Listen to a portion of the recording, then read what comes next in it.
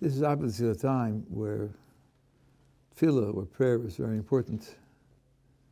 I want to make a few introductory remarks about tefillah, and then we'll go into the Shemona Esrei word by word and try to understand it so that our attention is deeper and more consistent when we say the words. The core of tefillah is the middle part of the Shemona Esrei, which is bakasha, which is petition. In the weekday Shemona Esrei, you have 19 blessings.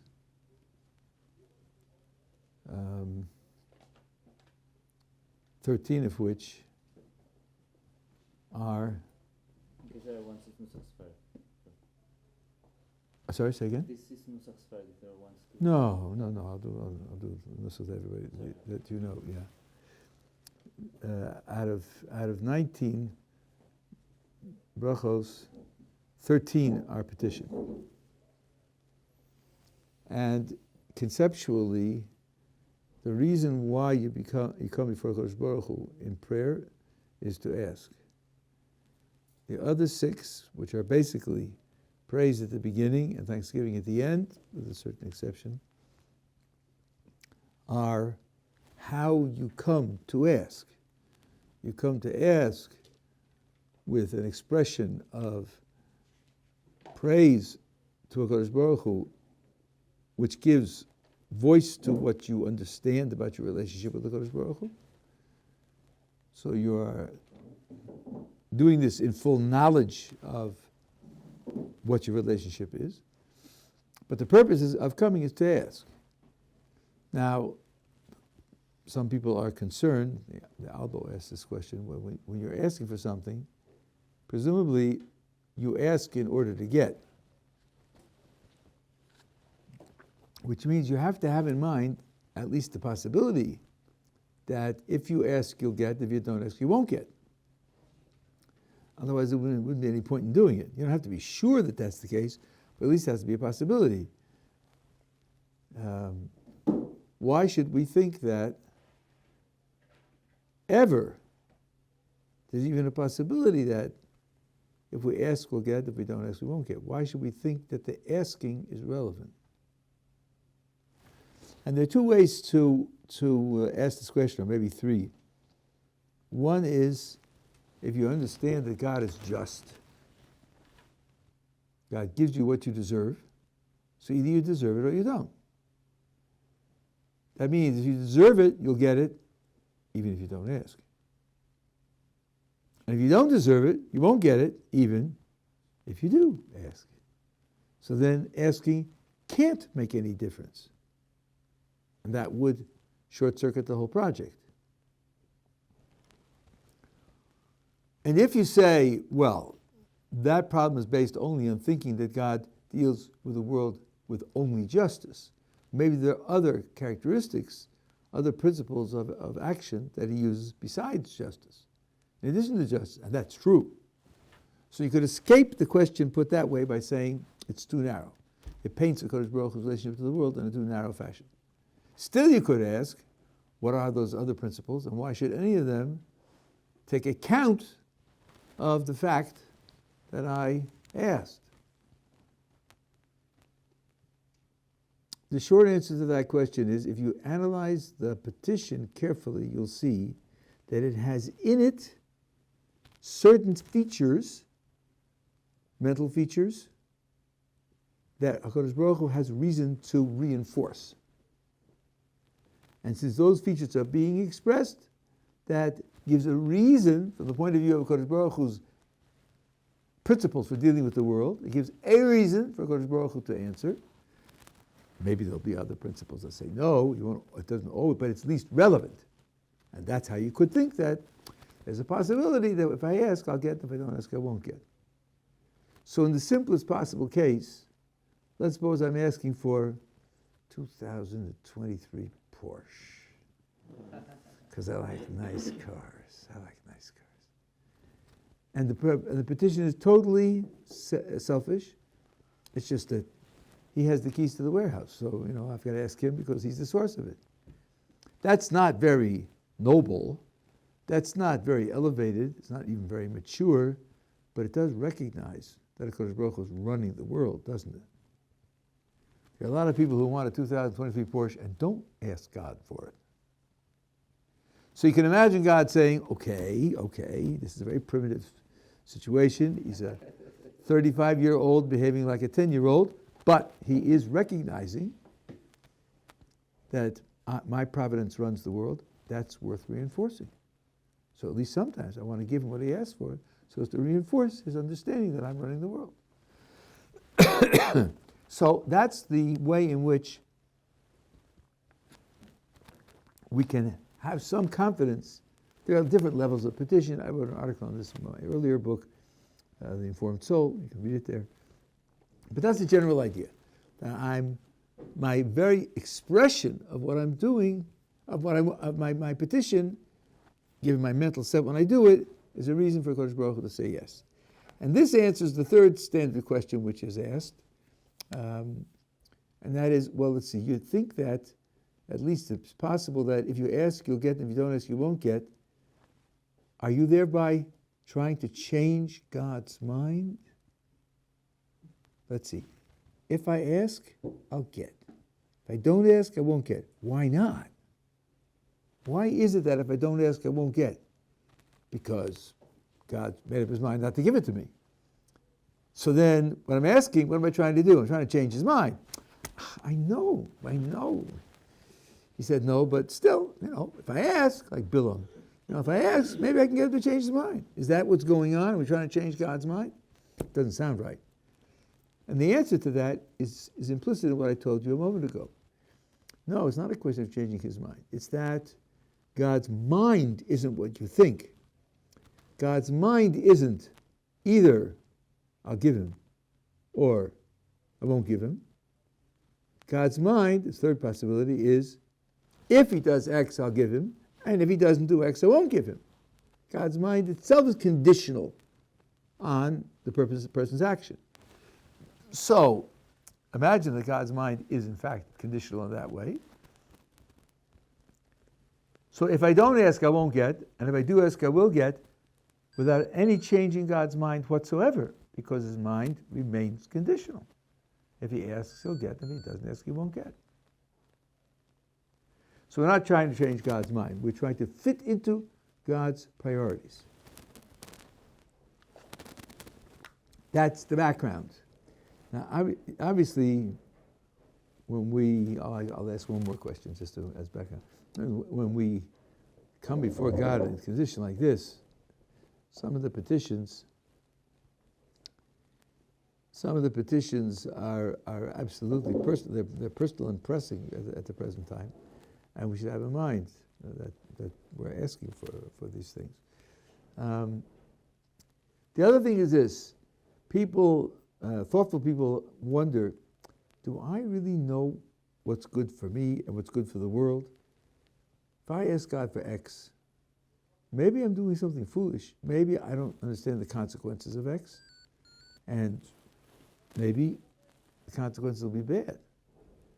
Wouldn't it be more cautious, more conservative, more humble, simply to say to God, please give me, please give us what's good for us, and leave it up to him to decide what's good for us? I think there's logic in that question. I can't logically disqualify the question, but I can disqualify the conclusion because the Anshe Knesset Gedolah, who set out the basic framework of prayer, made specific requests. The blessings in the middle of the Shemona Esrei are dedicated to specific topics, whether it's knowledge and understanding, or whether it's help in completing the process of tshuva, or whether it's forgiveness for various types of transgressions, or whether it's fighting the battles of our enemies who are trying to injure us, kill us, or annihilate us, which is very relevant, or giving us the ability to make a living so we can support ourselves, or I skipped out health and well-being and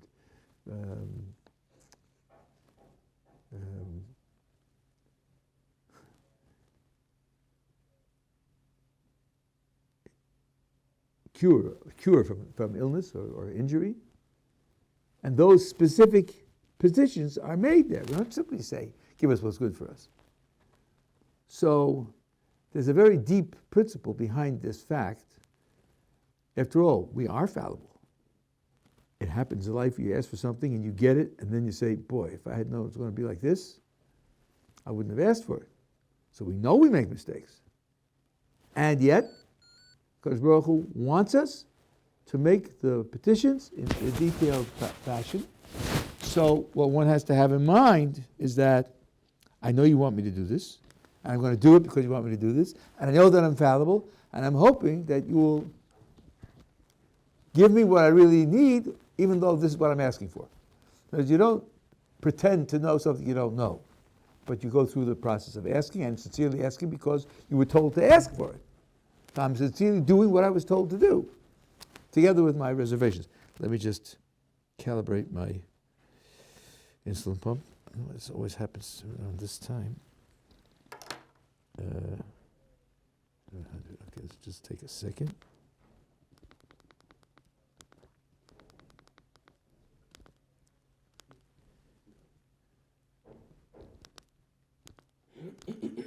Okay. Now, having said all of that, I want to start with the words of the Shemona Esrei. Shemona Esrei is, of course, there are different versions, minor variations. It's about 450 words long. If you're reading it at a leisurely pace, it takes 5 minutes. That text has lasted us for thousands of years. There must, and the vast majority of the words in the text are quotations from the Tanakh, from the written Hebrew Bible. So there's a lot packed in here. There are many, many commentaries on the Siddur in general and on the Shemona Esrei in particular. I'm going to tell you some ideas. I'm not claiming that they're right or they're the best or the deepest. They're the ones that interest me because of my particular background and my particular understanding. But I would encourage you, there are a number of them in English. I would encourage you to look on your own. And if you're in a situation where you're praying in English, so this is what I recommend. Take a pencil. You are allowed to write in the sidders, no problem. Look at the English translation, and over the Hebrew words, let's say 3 words. Just 3 words. Baruch Atah Hashem. Write in the English words, so when you say those 3 words in Hebrew. Say the rest in English, but say those 3 words in Hebrew. A couple of days from now, erase those words and write the English over the next 3 Hebrew words. And say 6 Hebrew words, looking at the English, and then say the rest in English. Do that progressively. In a couple of months, you'll be saying the whole thing in Hebrew, and you'll know what you're saying. So it's right to say it in English. You satisfy the obligation of prayer in English, but you can overcome it. It's not something which you are condemned to.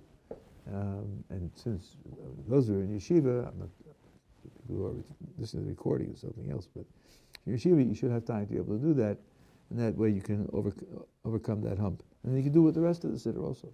Do it with Shema and other places in the siddur also. Okay, there is an introductory verse, which we use to start every prayer. Hashem Sosai Tiftach. Hashem, open up my lips. Ufi Yagiti Losecha, and my mouth will declare your praise. Now there are many words in Hebrew for praise, and I'm not going to go into, I'm not an expert in all the differences between them, but we have to understand that Tehillah, as a meaning of praise, is now being used as a description of the whole Shemona Esrei. And I told you the middle part, which is the largest part, is petition. Praise and petition aren't exactly the same thing. So we have to understand when we get to the petition, what praise is implied in the petition, because here we're getting a title for the entire performance. The entire performance includes praise. Some parts have other features as well, and petition is one of them, but we have to understand how it includes it. Also, notice the first word. Now, we have a little bit of a problem. There are different names for God, and when we don't say God's name because we're speaking half a verse or we're speaking casually, we say Hashem, and we don't distinguish different names for God. And that can lead to a certain laziness or sloppiness of not paying attention which name you're saying, and it makes a big difference because the different names have different meanings and different spiritual roles. And here, it's the name which is spelled Aleph Daled Nun Yud, which comes from the word Adon, which means master. And in the hierarchy of names and hierarchy of spiritual relationships, this is the lowest. That doesn't mean it's least important. It doesn't mean it's less fundamental. It just means that on a hierarchy of ways in which God interacts with the world, so to speak, this is the last step before you get into the world straight. The others are spiritual interactions. We'll talk about that a little bit more. But here you have to know, you're addressing God with the name by which He interacts directly with the world. This is where the bottom line decision comes out. Maybe I'll just give you an analogy where we're standing now. We're standing at the end of Tishrei. You heard that Rosh Hashanah and Yom Kippur were days of judgment. You probably heard something about Hoshana Rabbah, which is also a day of judgment. Wow, that's 3. And certain people, like most of the Hasidim, wish you a Gemara Tov that your process of judgment should come out well all the way to Hanukkah. So we have a principle that the court in heaven operates the way the court on the earth does, and the court on the earth operates according to procedure. And the simple understanding is that Rosh Hashanah, the decree is written but not yet signed. And Yom Kippur, this is what we say in Hosanna Tokef, and Yom Kippur it's signed, and the difference will be that before it's signed, it's easier to change. Once it's signed, it's harder to change. Not impossible, but harder. Okay, so on Yom Kippur, it's signed. Oh, but it has to be executed. Now, signed means this is the judicial branch that has made its decision. But it's the executive branch that carries it out, just like in the United States of America, there are different branches.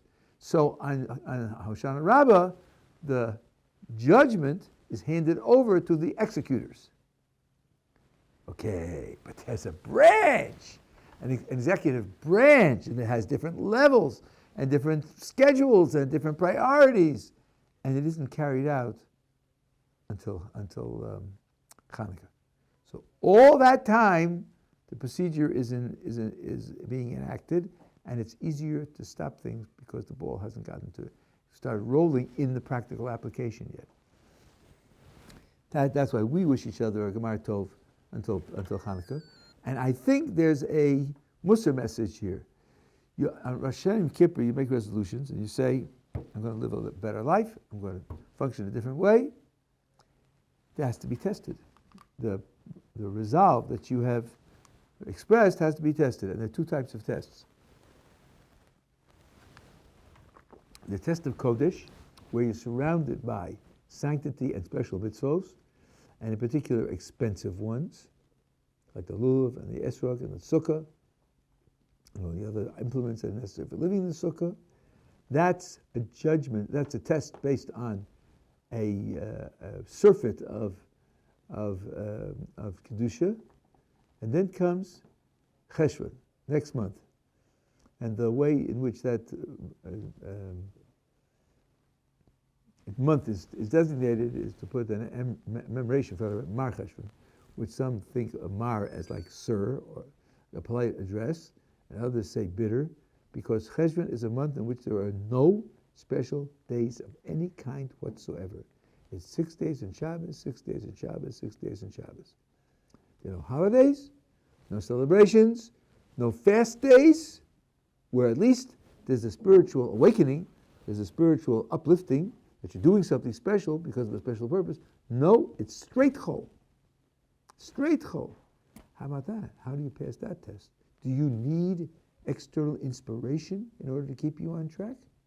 Or have you made your resolution and you're able to manage that in a period with no external inspiration? So these are the two tests. And if you pass both tests when you come to Hanukkah, then it's as if the judgment has been, won't be put into effect because you've actually passed the test of doing your tshuva. And just as I mentioned in the Elul, a thought that sustains me personally during Elul and Tishrei is the thought of holding the Sefer Torah on Simchas Torah and dancing with it. Do I really deserve that, to hold the Sefer Torah? And that, I want to be able to say yes. I want to be able to pick up the Sefer Torah with the confidence that I'm doing something that I really deserve to do. That for me is an inspiring thought to keep me on track through Elul and through the first 3 weeks of Tishrei. Here on out, what helps to keep me on track is the thought when I light the menorah on Hanukkah, I want to feel that I'm worthy of that mitzvah when it comes to Hanukkah. So this idea of looking forward to a mitzvah and trying to stay on track so as to be worthy of the mitzvah, I think is an important motivation. So this first verse is an acknowledgement of the fact that I'm going to speak the Shemona Esrei, and you should mouth the words. I'm using a gift that God gave me. And I'm conscious of that. It isn't something I have in my pocket. It's a divine gift. In fact, as you probably know, in Genesis where it says that God created man, and he made his body, and then he blew into his nostrils a breath of life, and he was a living soul, and the Aramaic translation there translates Ruach Mamalo, a speaking spirit. That soul that HaKadosh Baruch Hu blew into man's nostrils is the power of speech. Or at least I should say it includes the power of speech. So, and according to some like the Maharal, that's your deepest identity. The idea of speech is that you're able to take what's spiritual, like your thoughts and your ideals and your hopes and your dreams and your will, and bring it into the physical world that transforms the physical world. That power is something that God gave us. I'm going to use that power to pray.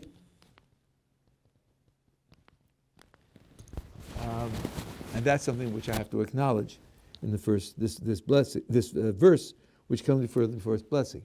Now, we're not allowed to interrupt during the Shemona Esrei. This verse counts as part of the Shemona Esrei in that respect. It's as if the Shemona Esrei is beginning with the verse, not with the first word of the blessing. Are we together so far?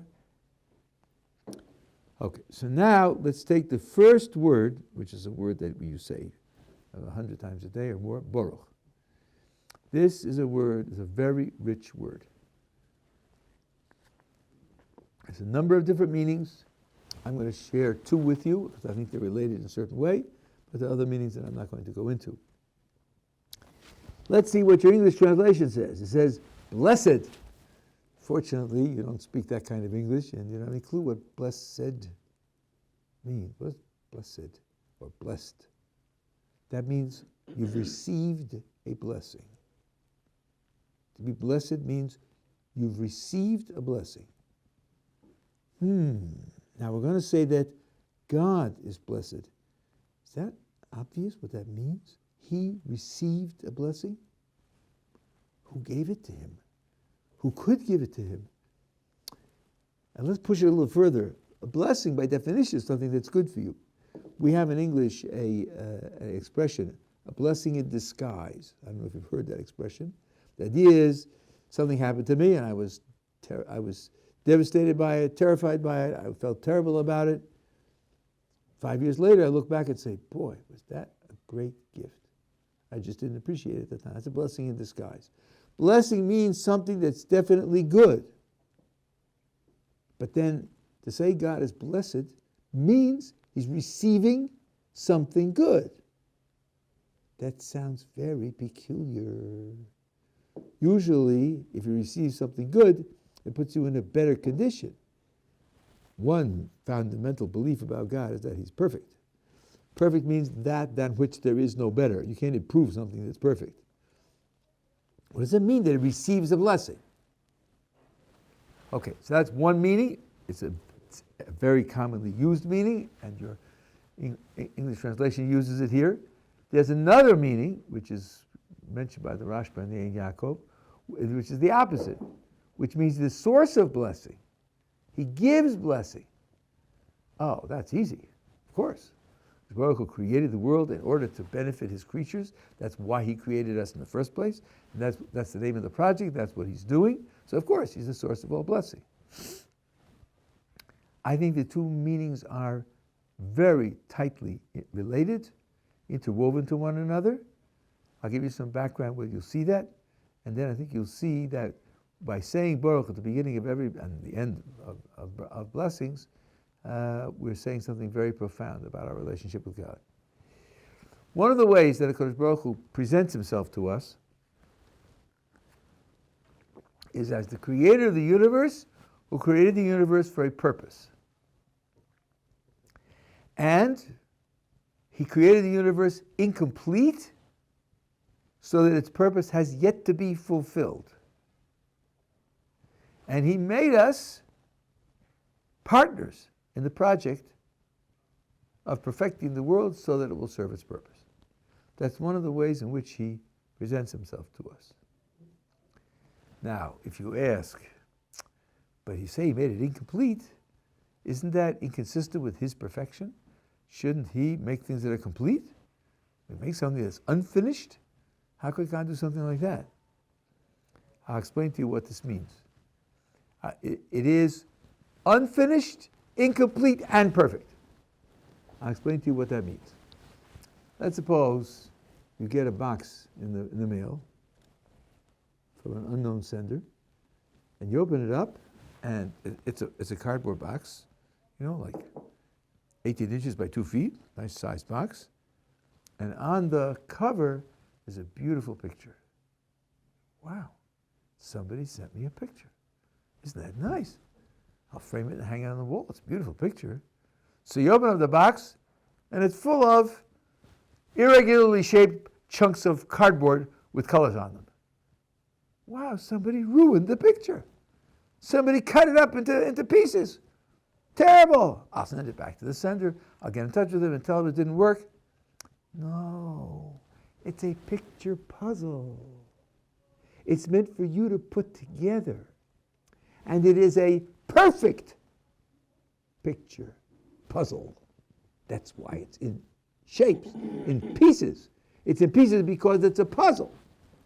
It's perfect because it's incomplete, because it's a puzzle that you're supposed to put together. Because Baruch Hu created the world as a project that we're supposed to engage in to perfect. That's why it's incomplete. And that means the world is perfectly suited for its purpose, which is to enable us to be partners in perfecting it. Okay, now, what do we have to do to be partners in perfecting it? So HaKadosh Baruch Hu gave us a whole schedule of things that need to be done so that we become partners in perfecting it. Why does he want us to be partners in perfecting it? So here's one standard explanation. It's only one explanation, and it's incomplete in a certain way, and I've spoken about it many times. That's on the various places where it's recorded. I'm not going to do that. I'm just going to do the one part of the explanation, show you how it answers the question of what Baruch means. The answer is that when HaKadosh Baruch Hu wants to benefit us, he wants us to earn the benefit because the benefit will be itself superior that way. By earning the benefit rather than getting it for nothing, the benefit will be superior. What is called Namid Ksufa, when you get something for nothing, it implies a certain incompetence on your part. It implies a certain inability on your part. And most people take that as an insult. They take it as something which belittles them, degrades them.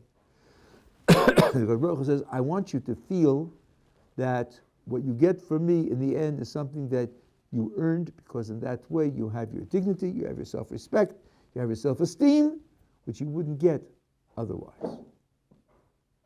So I'm inviting you to perfect the world so as to be able to give you the best possible gift at the end. You said things earned without working for it? That's right. Not earned, received. Received without working for it. If they were earned, then that would require working for it. I'll give you that's maybe a couple of examples because I've heard people object to this in a certain way. Let's say you're carrying a package and you come to a red light, so you put it down on the ground. Let's say it's 20 pounds. Somebody sees you standing there with the package and says, "Can I help you to carry the package?" What would you say if it's 20 pounds? I think you'd say, "No, thanks. I don't need your help. Thank you very much."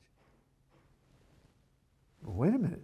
If it's 20 pounds and he helps you, you only have to carry 10 pounds. Wouldn't that make it easier? Yeah, it would make it easier. But I'm embarrassed by asking for help for 20 pounds. I can handle it. And if I can handle it, I'll do it on my own. Because the implication is, I need help in carrying 20 pounds, and I don't want that implication to be expressed, because it's not true. If I can do it on my own. And you'll see this in little kids. Little kids, one of the things they do is they see what their parents do, and then they want to do it themselves, and they want to do it themselves. You say to the child, "I'll tie your shoes." He won't be happy. He could tie his shoes. He learned 3 days ago. He could do it on his own, just like his parents do it on their own. That for him is a big deal. Okay, so now, because Baruch Hu says, I want you to do these things. I want you to do them because when you do them, you will earn the gift I want to give you, and the gift will be in its most perfect form. That's why I want you to earn it. So now let's see what's going on here. He wants to give me a gift. That's Baruch in the sense that he's the source of blessing. But now he wants to give me a gift, and he wants to give it under the conditions that I've earned it. So when I earn it, I'm making it possible for him to do what he wants to do. That's the blessing that I'm giving him. I'm giving him the blessing. I'm enabling him to do what he wants to do. What you end up with is a relationship of mutual blessing. I'm blessing him and he's blessing me. I'm blessing him by enabling him to give the gift in the way that he wants it given, by my doing certain things to earn it. And then, once I've done that, he then blesses me by giving me the blessing that he wants to give me. Mutual blessing. Mutual. It's a relationship of mutual blessing. That's the bottom line. I think that is a very deep and beautiful way to look at the word Baruch. And again, I'm not exhausting the word Baruch, but it's one of the ways to look at it, yeah. Does that exhaust the amount of mutual blessing that we could give past that point? A person can give, he wants to give more, or give more appreciation, or more to Hashem, or something like that, and not give it to Hashem, but just doing it, just doing something that he wants to receive something in return, is not exhausting the amount of what you could give to Hashem in this sense. I'm not sure that's right. Maybe I'm not understanding it correctly. Let me just put in another factor about this, which is placed with its reference to maybe that will help. The word chassid in Hebrew comes from the root chesed, which means loving kindness. A chassid is a practitioner of loving kindness. He's someone who does loving kindness. Now the Gemara asks, Ezehu chassid, who qualifies for that title of chassid? And the answer it gives is hamischased im kono. He does chesed to the Creator. So here it is. He does loving kindness to the Creator. What does it mean to do loving kindness to something? It means look at that thing, look at what it needs, look at what's really good for it, and give it to it. That's what loving kindness does. So it's picturing a Kadosh Baruch Hu as receiving loving kindness from me. Now, what kind of loving kindness can I express to a Kadosh Baruch Hu? Well, that depends upon what's really good for him. And in Kadosh Baruch Hu, there's no gap between what he wants and what's good. He doesn't make mistakes about what's good. What does he want? What is his project? The whole project of the creation is to give to us. That's all he wants to do. That's the purpose of the entire process. So when I provide him with more opportunities to give to me, I'm giving to him the only thing that's relevant to him, the only thing he wants. It's the only purpose he had in making the whole creation. So I don't hear where there's room for something that's outside that rubric. Within the rubric, there can be lots of different subcategories, but something that wouldn't enable him to give more to me, I can't imagine why he would be interested in it, why he would appreciate it, why it would be meaningful to him. That's the way I understand the project. This is what bothers me about the stories of various great tzaddikim who gave away their world to come for the sake of a mitzvah or whatever it is. I find those stories very hard to understand because you're giving away your world to come. Kodesh Baruch Hu's whole purpose in creating you and giving you mitzvahs is to give you the world to come. Why is this? It's supposed to be a great gesture. Saying, Kodesh Baruch Hu, I know what you want, but I'm not on board. I'm not willing to participate in what you want. The Nefesh HaChaim says, when the Rambam and others say you shouldn't serve a Kodesh Baruch Hu to get the world to come, he says it depends upon how you would be desiring the world to come. If you look at the world to come as something that's good for you and it's going to be joyful and ecstatic and everything else, and you want it because it'll be very pleasurable, yeah, I understand that. You should graduate from that to a more mature level of doing it because the Kodesh Baruch Hu wants it. But the Kodesh Baruch Hu wants you to have the world to come. Also, he wants that. So if you desire to be in the world to come because he wants to give it to you, there's nothing wrong with that. That doesn't make it selfish, because the whole reason for desiring is because he wants me to be there. But that's his whole project. His whole project is that we should be able to receive what he wants to give us. Okay, so that I think is one of many meanings that the word Baruch has. Then comes Ato. Ato is a very difficult word. You. Perhaps during this series, I'll give you a whole few sessions on the difference between second and third person in Hebrew and English, the way in which the grammar works. But the simple basic idea is, what's the difference between referring to someone by saying Y-O-U versus referring to someone by saying H-E? What's the difference between you and he? Y-O-U can only be said to someone who's present. H-E can be used to refer to someone who's absent. So when you say Y-O-U, you have to picture yourself together with the one you're referring to. When you say H-E, you can understand that as referring to someone who's absent. When in the prayers we say Ato, you have to picture yourself as standing in front of the Kodesh Baruch Hu. And that's an exercise in attention and focus. Something that people work on, something which is not easy to maintain consistently, but that's what the word Ato involves.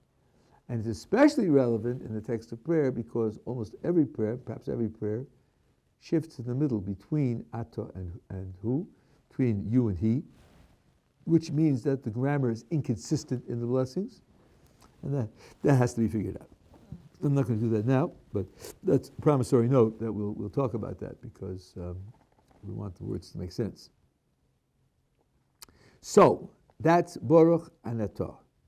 Then comes the name, what some people call the proper name, the Tetragrammaton, which means it has 4 letters in plain English. You see in the Art Scroll Sitter, which I think is a very good feature, that there are no vowels. That's because it has an official pronunciation, which even in the times of the Talmud, only the priests use when they give the priestly blessing, and some say only in the temple when the priests give the priestly blessing. It's a very deep Kabbalistic idea, and it contains within it all sorts of secrets, and that's why we don't typically use it. you're used to saying the Aleph Dalet name when you look at those, when you look at the four-letter name, and that's a different name. That's the name you have in the blessing. That's the verse that's right above it. So you say that name when you look at this name. That's because we don't know how to say it. Typically, we don't know how to say it, and we wouldn't be allowed to say it if we did. So we recite it this way. And the vowels that you have, when some Sidurim have vowels, look carefully, they're the vowels of the Aleph Dalet name. They're not the vowels of this name. And if you try to pronounce this name with those vowels, you get nonsense. Even though other religions have pronounced it that way and made the yud into a J because they come from a Spanish-speaking country. And, it's all fanciful nonsense. It has nothing to do with reality. And that's why it's very good that the art school doesn't put any vowels there at all. Won't tempt you to try to pronounce it at all. When we say it Aleph Dalet. Now the question is, what is this name? Well, this name, I would say, has, like many things, has an infinity of information packed into it. And I told you at the beginning, I'm going to pick out the things that are of interest to me. First of all, there's a root to the name Hoveh. Hey, Vav, Hey. Hoveh means to be, to exist. So many understand this name as denoting, or connoting, I should say, signifies, no, well, that's the right word. It attributes, it doesn't exhaust its meaning, it attributes necessary existence to God, which is something that all the Swarm agree on. It's not an accident that God exists. It couldn't be otherwise, that he exists. And the position that we take is that he is the only entity that has necessary existence. Everything else is contingent. It could be or could not be. Only he has necessary existence. Now, if you just apply a little logic, so here's this table. Why is this table? Well, why does it exist? Because somebody made it, or some factory made it. Ah, gotcha. And the factory didn't have to exist. The world could have been without the factory. Oh, so how come it exists? Because somebody made that. Right, see? Somebody made it. Okay, good. How far back does this chain go? At each point, if I want to understand why something exists, and it's contingent, there has to be some reason, some cause, something that brought it about, that it should exist. How can you stop the chain? Anytime you have something which could have been otherwise, anytime you have something that exists which didn't have to exist, the world could have lacked it, then there must have been something that was responsible for its yes existing, rather than not existing. The only way you stop the chain is where you can't ask the question anymore. And that's with something whose existence is necessary. There you can't ask, well, it could have been otherwise. What made it the way it is? Because it couldn't have been otherwise, because its existence is necessary. That makes this one necessarily existing thing the creator of everything else. He's the reason why all the other things exist. So by acknowledging that God has necessary existence and that he's the only thing with necessary existence, you get immediately that God is the creator of the universe, which isn't a bad result. That is, after all, how we designate God as the creator of the universe. That's one of the things that this name carries. Okay? Now, the oral tradition has associated with this name a certain characteristic, and that characteristic is rachamim, which means mercy.